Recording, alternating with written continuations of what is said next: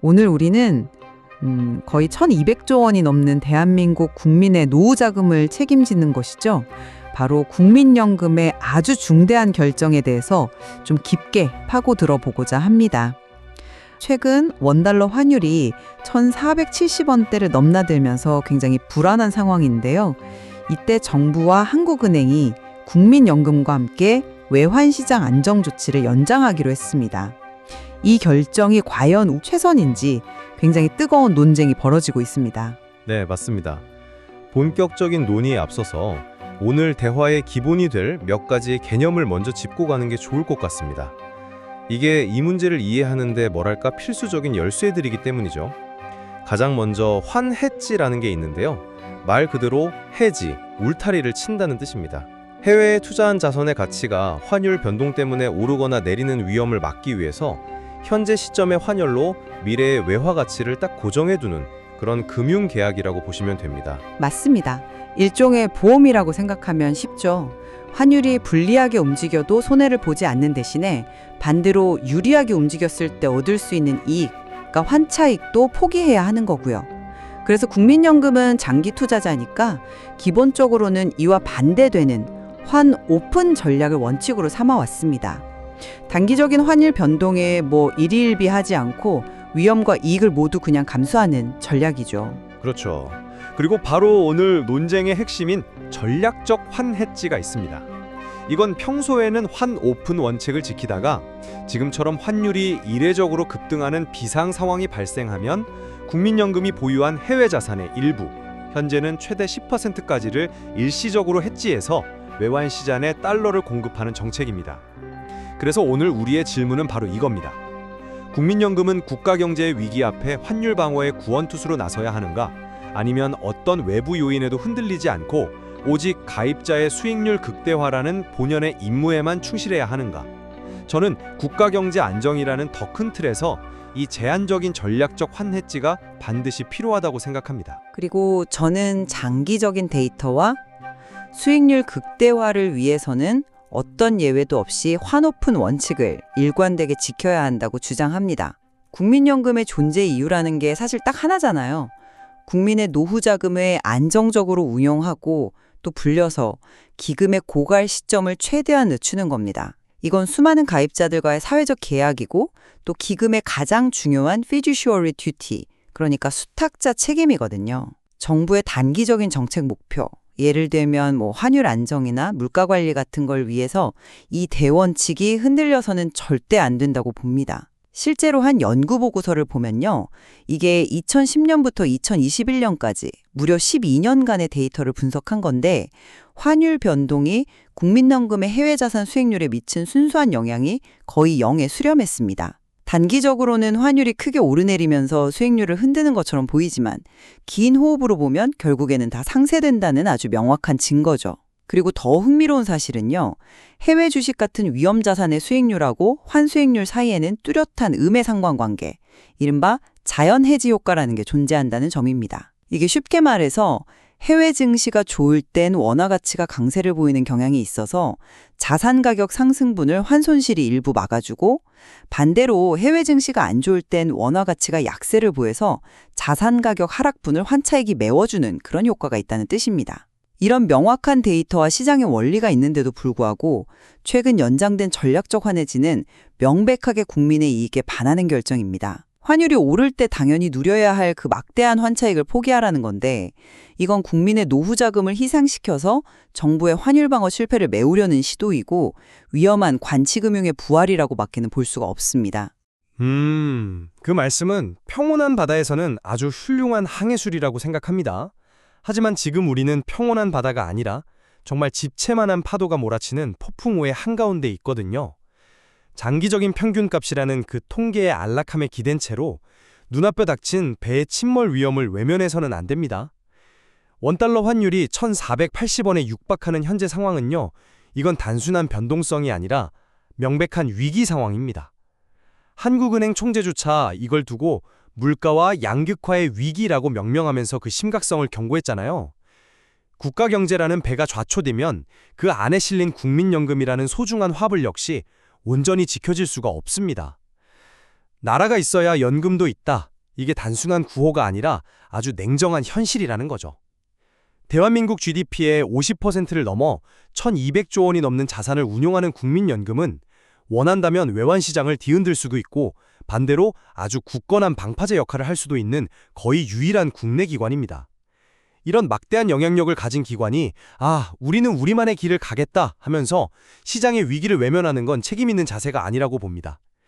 2025년 12월 15일에 기금운용위원회가 최대 10% 한도의 한시적 전략적 환해지를 1년 연장하고 또 이걸 뒷받침하기 위해서 한국은행과 65억 달러 규모의 외환 스와프 계약 연장을 결정한 것은요. 기정의 장기 원칙을 폐기하는 그런 전면적인 전력 수정이 아닙니다. 이건 발생 확률은 낮지만 한번 터지면 모든 것을 파괴하는 소위 꼬리 위험에 대비하기 위한 최소한의 그리고 합리적인 보험에 가입하는 것과 같은 조치라고 봐야 합니다. 바로 그 보험이라는 말씀이 제가 가장 우려하는 지점입니다. 국민연금을 정부의 정책 목표를 달성하기 위한 쌈짓돈처럼 여기는 순간 기금 운용의 독립성이라는 푼도라의 상자가 열리는 겁니다. 이번에 환율 방어를 위해 동원되었다면 다음에는 증시가 불안할 때 주가 부양을 위해서 또 그 다음에는 부동산 시장 경착륙을 막기 위해서 국민연금의 자금이 동원되지 않으리라는 보장이 있습니까? 이건 수많은 가입자들의 신뢰를 저버리는 행위고요. 법적으로는 배임의 소지까지 다툴 수 있는 굉장히 위험한 선례를 남기는 겁니다. 나라가 있어야 연금도 있다는 그 명분에 동의하지 않는 사람은 없겠죠.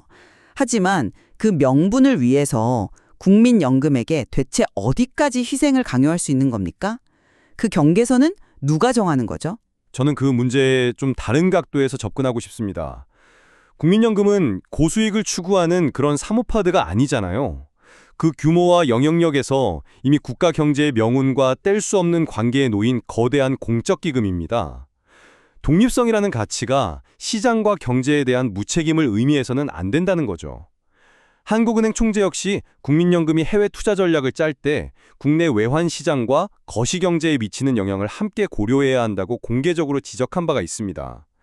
이건 독립성을 훼손하는 개입이 아니라 국민연금의 규모에 걸맞은 책임을 다하는 거라고 봐야 합니다. 그리고 경계선에 대해 말씀하셨는데 지금의 조치는 전면적인 개입이 아니라 최대 10%라는 명확한 한도, 그리고 한시적이라는 조건을 단 매우 제한적이고 신중한 위기 대응입니다. 평상시에는 여전히 90% 이상의 자산이 환오픈 원칙에 따라 운용되는 거고요. 이걸 가지고 어떻게 독립성의 근간을 흔드는 것이라고 할 수 있겠습니까? 설령 그 사회적 책임을 일부 인정하고 또 제한적인 조치라는 점을 감안하더라도 우리는 그 방법의 실효성과 기회비용을 아주 냉정하게 따져봐야 합니다. 과거 데이터를 보면요. 특히 국민연금 해외 자산의 상당 부분을 차지하는 해외 주식의 경우 환해지가 수익률을 높이는 데 전혀 기여하지 못했습니다. 오히려 거래 비용 같은 것 때문에 위험을 소폭 증가시키는 걸로 나타났거든요. 더 중요한 건 비용 문제입니다. 2015년 이후로 수합 레이트가 대부분 마이너스인 소위 포워드 디스카운트 상황이었어요. 이게 용어가 좀 어려워 보이지만 쉽게 말해서 미래의 달러를 현재보다 더 싸게 살 수 있는 상황. 즉, 가만히 있어도 환해지를 유지하는 것만으로도 지속적인 비용 손실이 발생하는 그런 구조였다는 뜻입니다. 만약 국민연금이 과거에 해지를 계속했다면 수익률을 깎아먹는 막대한 비용이 발생했을 거란 말이죠. 결국 효과는 불명확하고 비용 손실은 확실한 전략을 왜 위기라는 이름으로 다시 꺼내 들어야 하는지 저는 납득하기가 어렵습니다. 그 주장은 평시의 논리를 위기 상황에 그대로 적용하는 오류를 범하고 있다고 봅니다. 위기 상황에서 해지의 제일 목적은 수익률 제고가 아니죠. 변동성 축소와 대규모 손실 방지가 최우선 목표가 되어야 합니다. 같은 연구 보고서에서도 해외 채권의 경우에는 결론이 완전히 다릅니다. 해지가 채권 자산의 수익률을 약 49%나 높이고 위험은 약 36%나 감소시키는 아주 뚜렷한 긍정적 효과를 보였거든요. 자산의 성격에 따라서 해지의 효과는 이렇게 극명하게 다른 겁니다. 그리고 지금 시행되는 전략적 환해지는 과거의 실패를 반복하지 않기 위해서 진화했습니다. 과거처럼 특정 환율 지점을 기계적으로 방어하는 그런 어리석은 방식이 아니란 말이죠. 시장 상황에 따라 유연하게 집행 시점과 규모를 조절해서 투기 세력의 예측을 어렵게 만들고 해지 효과를 극대화하는 방향으로 개선되었습니다. 이것은 과거 데이터의 잣대로만 재단할 수 없는 현재의 위기에 맞춰진 능동적인 위기관리 전략이라고 봐야 합니다. 그 논리에는 선뜻 동의하기가 어렵습니다. 왜냐하면 그 위기관리라는 명분 아래 우리가 포기하는 것의 크기가 너무나도 명확하기 때문입니다. 단기적으로 환율이 20%포인트 이상 등락하면서 엄청난 변동성을 보인 기간에도 해외 주식의 경우 고작 0.01%포인트에 불과했습니다. 이처럼 명백한 장기 데이터가 있는데도 불구하고 일시적인 위기감에 휩쓸려서 수십 년을 내다봐야 할 운용 원칙을 흔드는 것은 지극히 근시안적인 판단이라고 생각합니다. 원칙이란 평온할 때가 아니라 바로 이런 위기의 순간에 그 진정한 가치를 발휘하는 법입니다. 지금 원칙을 버린다면 우리는 단기적인 안정이라는 작은 이익을 얻는 대가로 장기적인 수익률이라는 더 큰 가치를 잃게 될 겁니다. 그 주장은 현실의 엄중함을 간과한 말씀이라고 생각합니다. 과거의 데이터가 미래를 보장하지 않는다는 건 투자의 가장 기본적인 격언 아닙니까? 특히 지금은 과거 10년과는 질적으로 다른 상황입니다. 전례 없는 팬데믹 이후의 글로벌 인플레이션, 미국의 급격한 금리 인상, 지정학적 갈등의 심화 같은 거대한 구조적 변화가 동반된 시기거든요.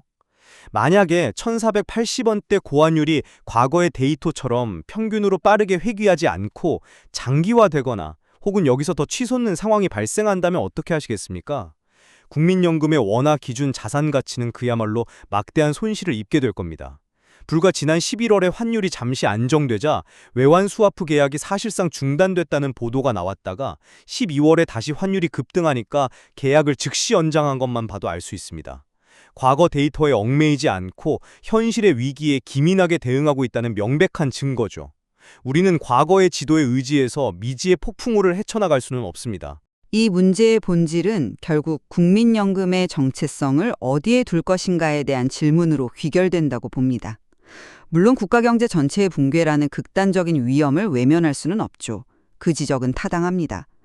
하지만 단기적인 시장 안정이라는 명분 아래 국민의 소중한 노후 자산을 담보로 기금 운용의 독립성이라는 대원칙을 훼손하는 것은 더 확실하고 장기적인 위험을 초래할 수 있습니다. 데이터가 명백히 증명하는 장기적이고 일관된 환오픈 전략이야말로 국민연금이라는 배를 수십 년 뒤의 목적지까지 가장 안전하게 이끌어줄 유일한 항해법이라고 저는 믿습니다. 그 원칙의 가치를 부정하지는 않습니다. 하지만 원칙만큼이나 중요한 것은 현실의 위기에 대처하는 유연성과 능력입니다.